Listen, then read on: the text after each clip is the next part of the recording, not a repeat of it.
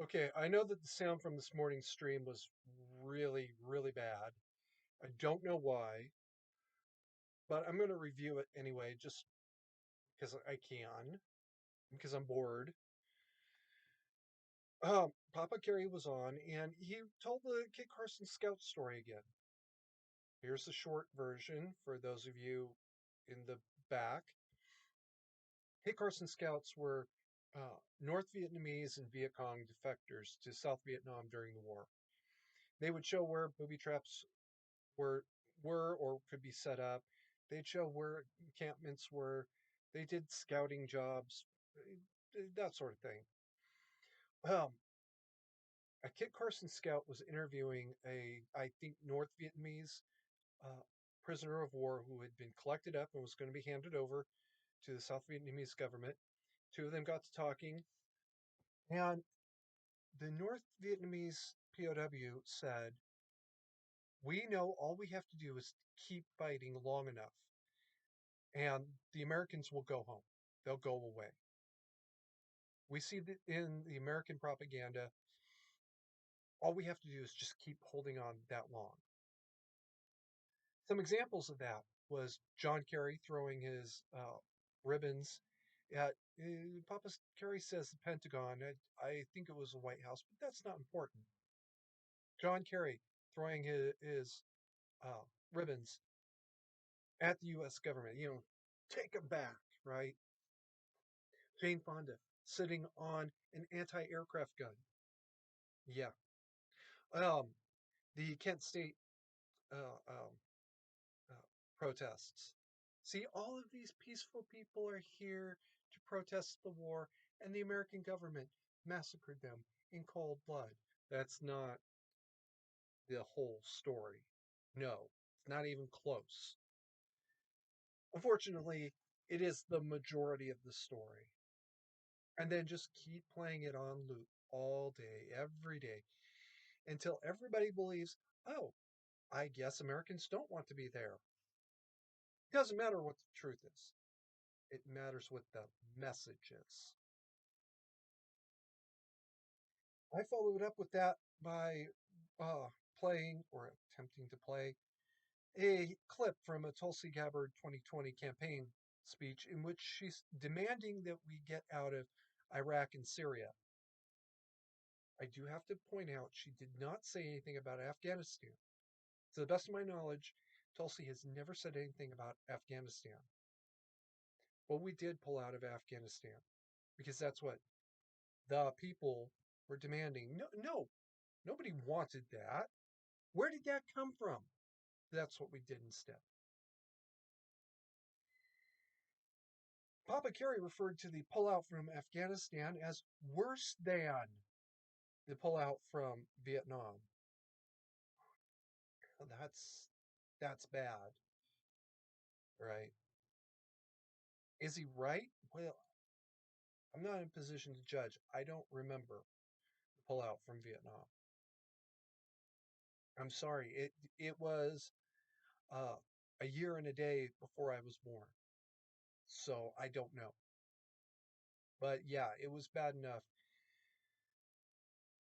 The Vietnam veterans are looking to us uh, GWAT vets, and very, very sardonically, they will say, just say it don't mean nothing. That'll make it better, all right? Yeah, I understand what they mean. All right. They're trying to kick us in the balls to get us to stop uh, being the way we are about it. And they're right to do it, and it hurts. And that's the truth.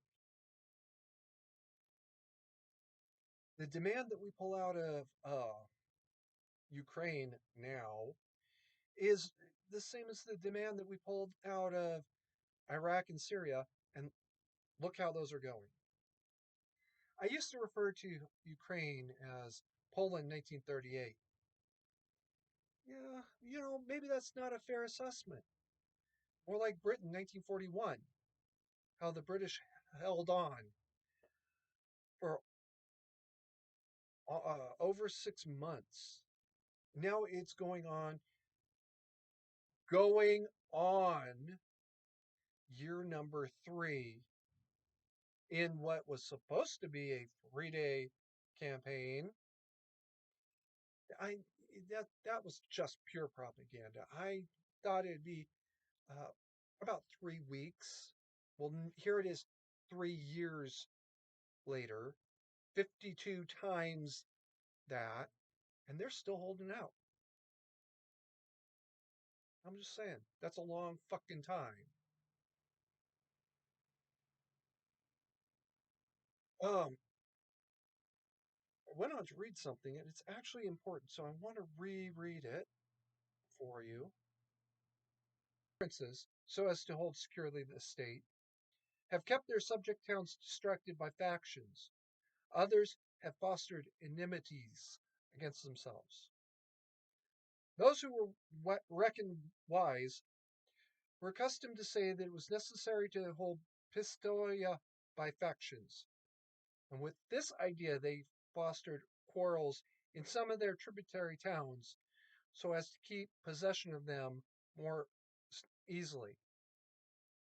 This doesn't work anymore because it is certain that when the enemy comes upon you in the divided cities, you are quickly lost because the weakest party will always seek assistance from the outside forces, and the other will not be able to resist. Those readings were from The Prince by Machiavelli. It's amazing the things you learn when you go looking for a quote that doesn't exist.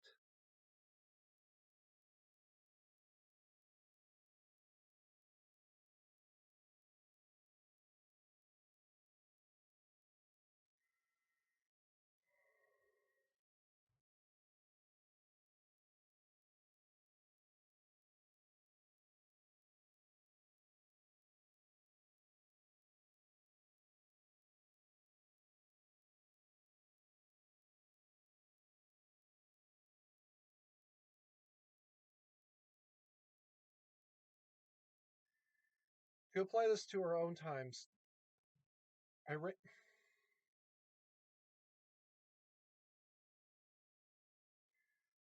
to apply this to our own times, Iran and her allies have turned us against each other using social media and overt support for certain factions, covert support for the opposition, so that we turn against each other as viciously as possible. This has all been a long term military operation.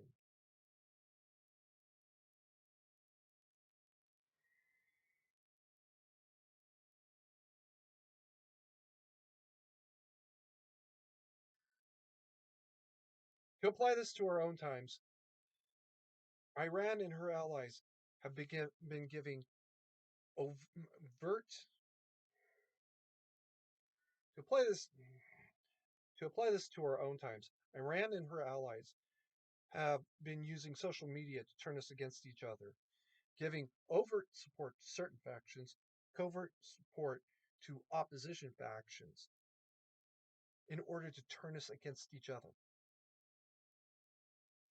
All of this has been a long term military operation. Do not allow yourself to believe some fairy tale about grassroots movements. They're not. In mathematics, there's a concept called uh, quadratic equation to a negative exponent.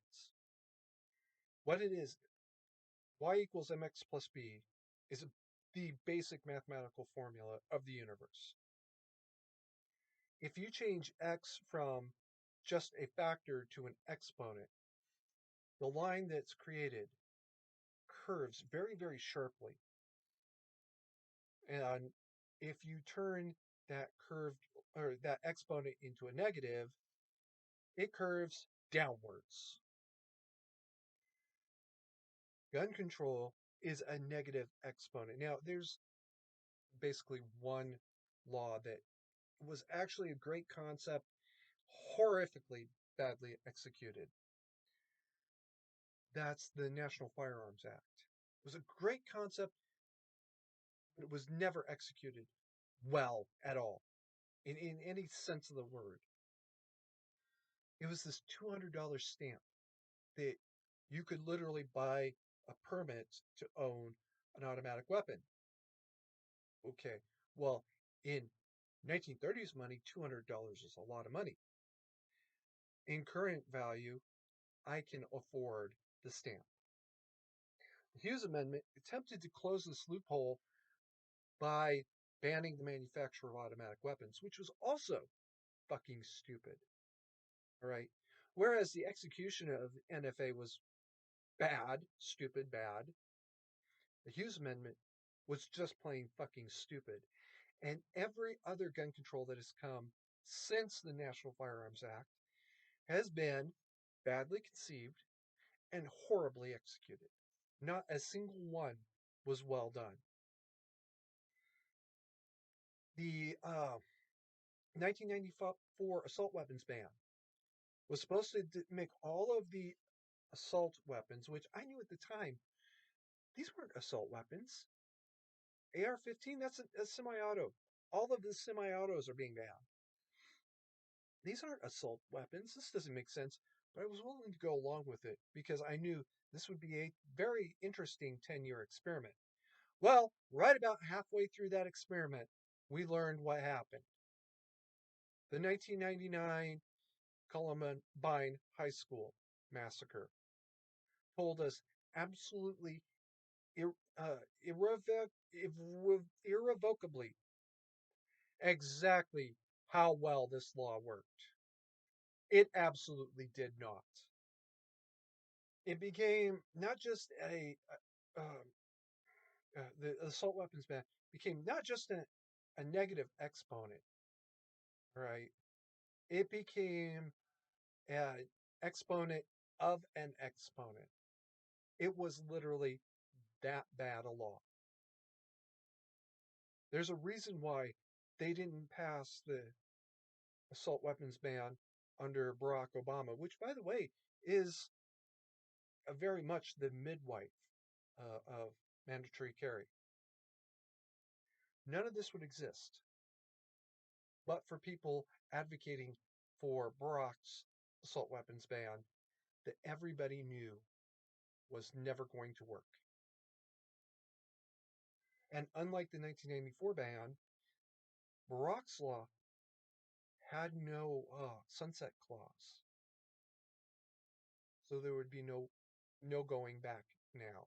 To those who say that gun control works, look to Japan, look to Britain, and the rest of Europe. Well, I did.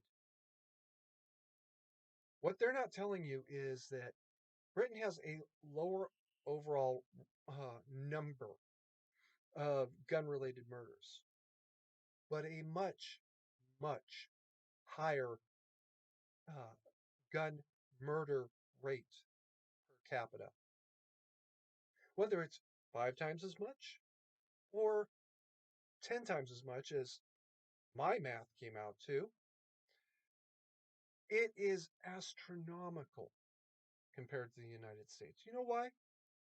Because Americans do have guns. We can shoot back. Britons do not. They cannot.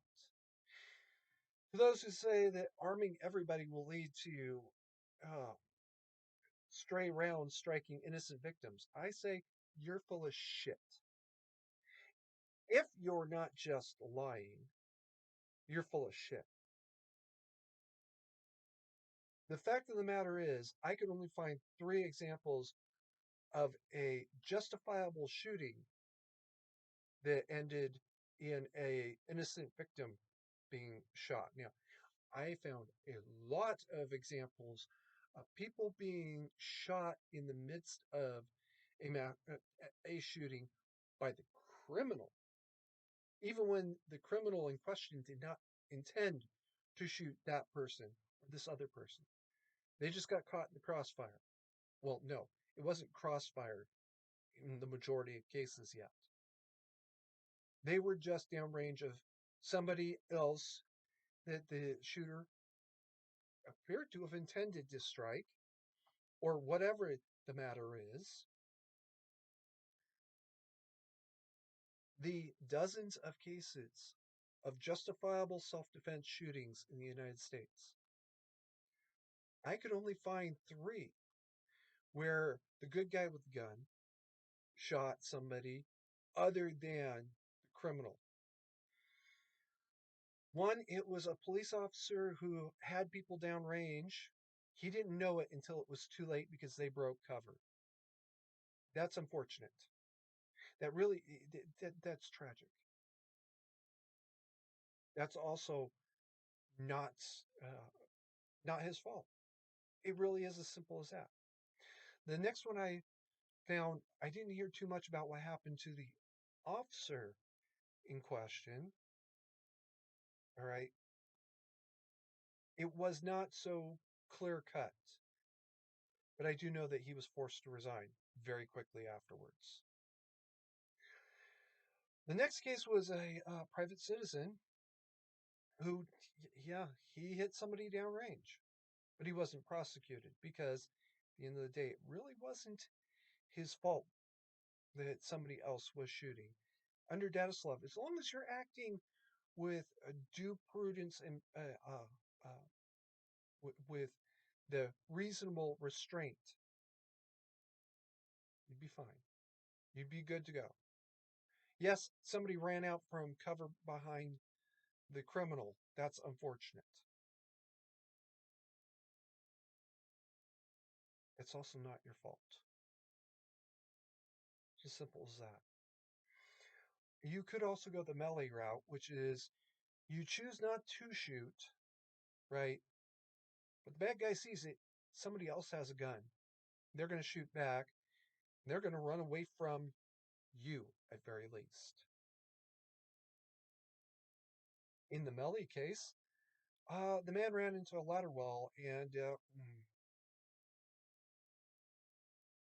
well, there was one more dead a few seconds later.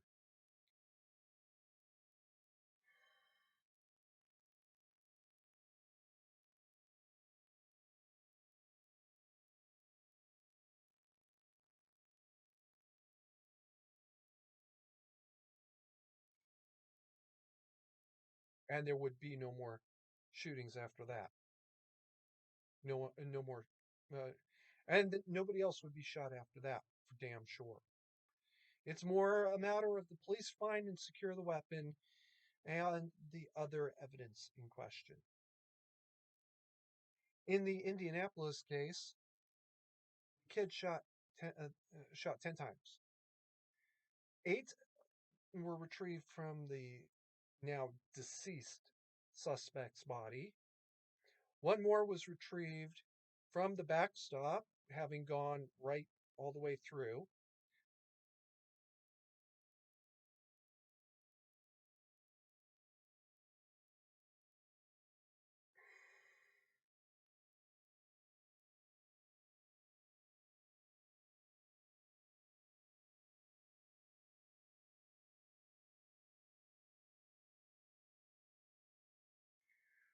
The 10th one, based on the trajectory. Fuck!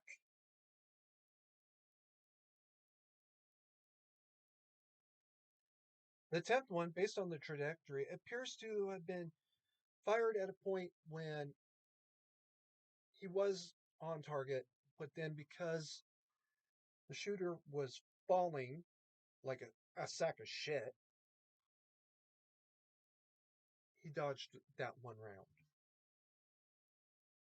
Okay, well, great. All right, you successfully rolled one dodge after you were dead. Congratulations. You win.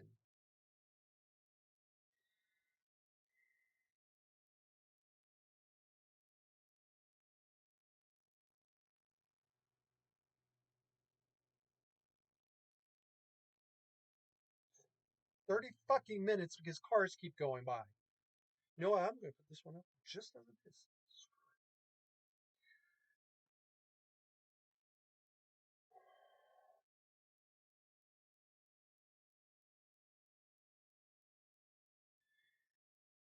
What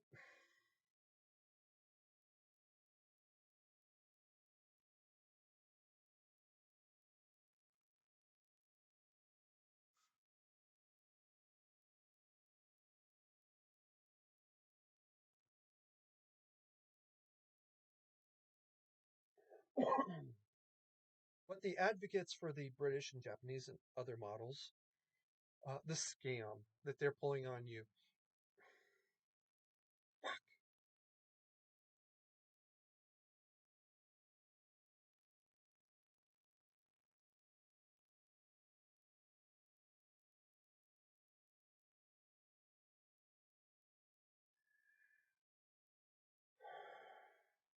The scam that the advocates for the Japanese and British and other gun control models are pulling is they're only addressing the absolute number of shootings versus the United States.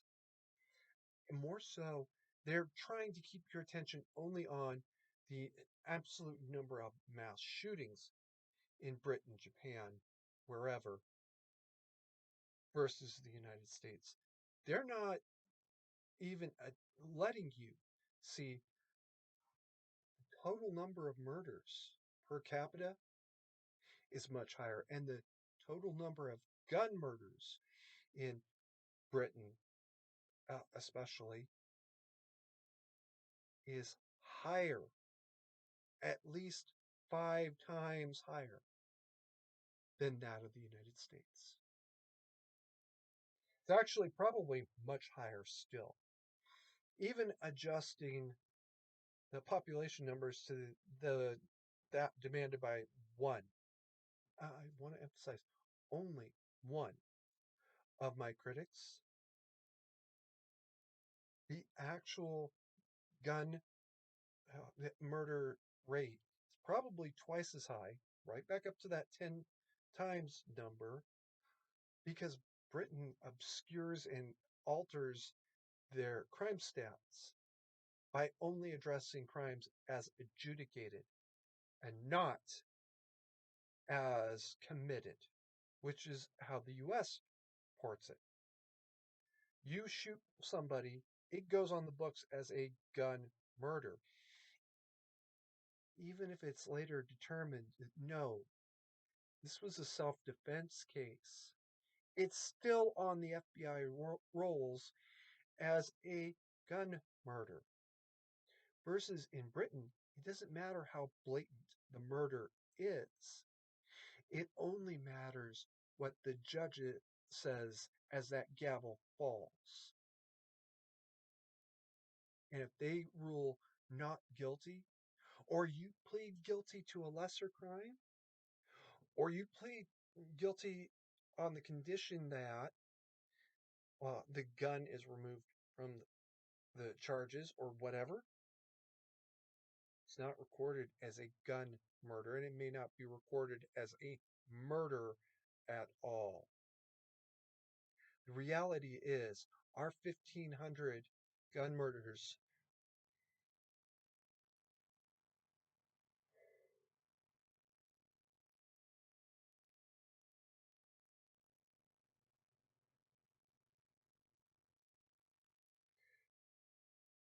the reality is, our 1,500 gun murders for 2017 is probably a lot closer to 1,000. It not doesn't dip below that 1,000 mark, but it's probably a lot closer.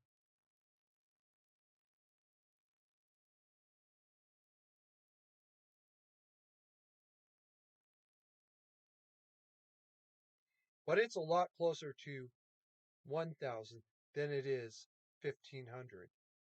And the 600 gun murders for Britain for 2017, a lot closer to 1,000. Now, I'm not going to say it crosses that 4-digit mark, but the 900 mark, yeah, It absolutely assuredly does.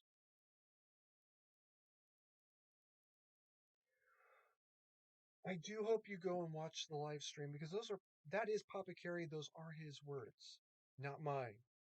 And you really do need to hear what he had to say about the subject, and not me.